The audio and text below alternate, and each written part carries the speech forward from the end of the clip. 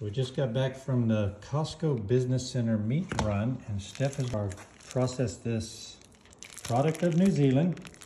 I Googled it because I thought all of the New Zealand meats were grass-fed, and it kind of seems like they might be, so this might or might not be grass-fed, but there definitely was raised cleaner, and we'll see. We'll see how it tastes price-wise. So this is the halal, and what was the price per pound? $4.59. $4.59. It's not as cheap as $4.19, but it's not bad. And I got some Cutco knives. I got one long one and then 2 steak knives on local apps. Self-sharpening for life for free. So we love the steak knives, but I haven't used this yet because we had so much meat. So this is your first time. Wow, that was fast. Easy, but it was. This is your first time butchering with your Cutco. Oh, I don't know what kind of knife it is, but it's a. Oh, neither, but It doesn't it's say big. what it is. Made in the USA, we know that. The lady that sold it knew what it was, but I don't remember. Do you usually use your cutting thing over here, your board to hold to slack? Well, usually my chuck is so giant, I use a plastic one, and then I cut on this. You know what?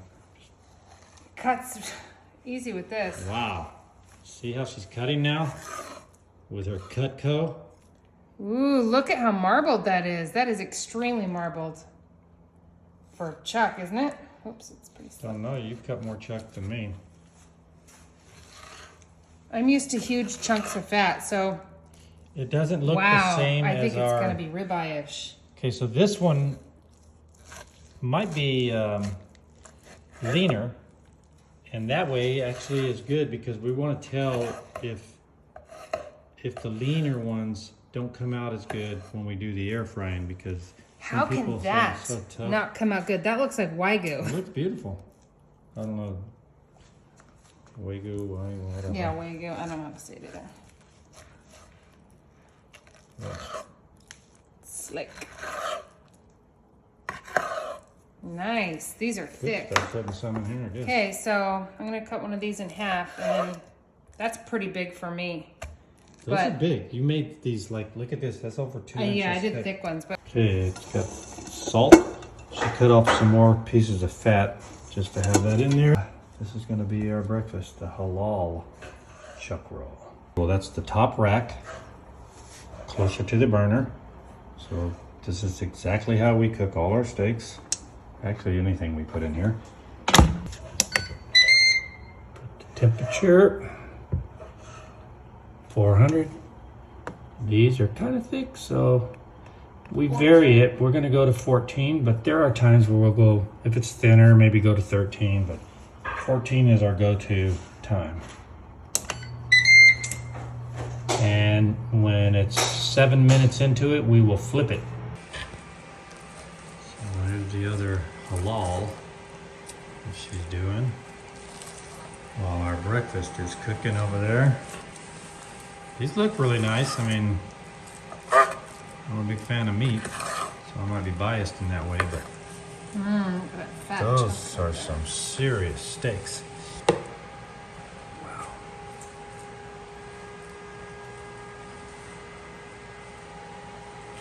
That is that's a blob of meat right there.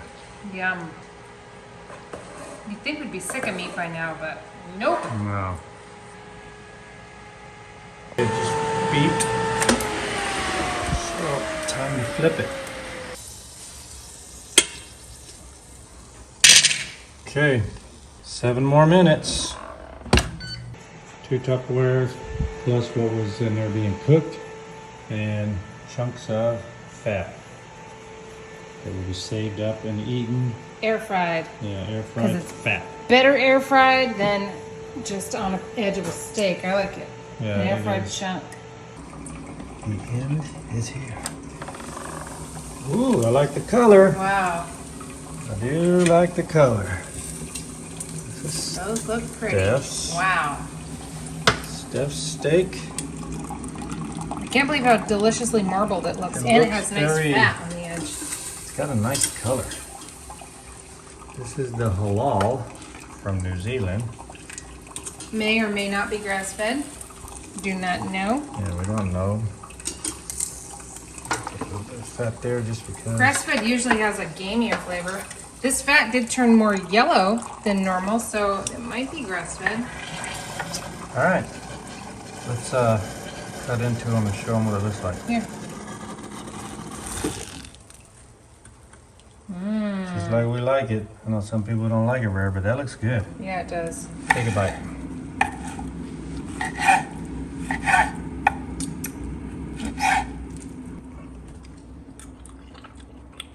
Is it delicious? Taking a bite of Steph's. It's not too tough. It's great. So Not at that all. one's fine. That is melting. So it's either the magic of our air fryer, which is the Ninja XL Foodie, 12 in 1 or 14 in 1. This one I'll is put a link different below. though. It's delicious. It is. There's a really good flavor at the end of that. Wow. That is a tender steak. I can't say I've had a lousy steak since we've done this, but delicious. That one's interesting. I would eat that again. to me. All right, we're gonna eat the halal. That is really, really good. I think that beef we just ate was grass-fed because we had grass-fed beef before, and there's Butcher a box. certain there's like a hint of farmland in it or something. There's a taste that the taste makes you smell what like the grass-fed type stuff. But not in a gross way. It was delicious. No, I'm saying there is a distinct difference though. Like if it's grass-fed, there's this note in there. I sound like I'm a foodie. Yeah. Do you know what I mean? There's Like, hints of grass. there's hints of earth Farm. in there. So I looked up that company, and I looked up actually what they do in New Zealand. So in New Zealand, the majority of beef is grass-fed, thanks to the country's temperate climate and abundant pasture land, which allows cattle to graze year-round. This has made grass-fed beef the standard in New Zealand, which is cool, unlike in some countries where grain-fed beef is more common. However, not all beef in New Zealand is exclusively grass-fed, as there are some farming operations that may supplement with grain, particularly during periods of drought or for finishing cattle before slaughter. The majority of their life is probably grass-fed, so that's why the majority of the beef there sweet. is grass-fed. And it was delicious. it had a texture similar to those grass-fed ones, which is different. The beef fat was amazing. Yeah, it was really good. I mean, we like it, so we would still get that. And It was similar to their price. I think it was only 10 cents more a pound or something than the chuck roll. I'll have to like look. for the price. And if that is yeah, grass-fed. it was real easy to cut up that small too. Exactly, and for the price, that's really good for grass-fed. I think that one is, just by what we've experienced before. But man, if we're getting that, I don't know how to dig deeper into that specific one. But somebody in the audience might know. Yeah, you guys might know. If that is guaranteed grass-fed every time, that's cheap. That is. Like grass-fed is not that cheap. So.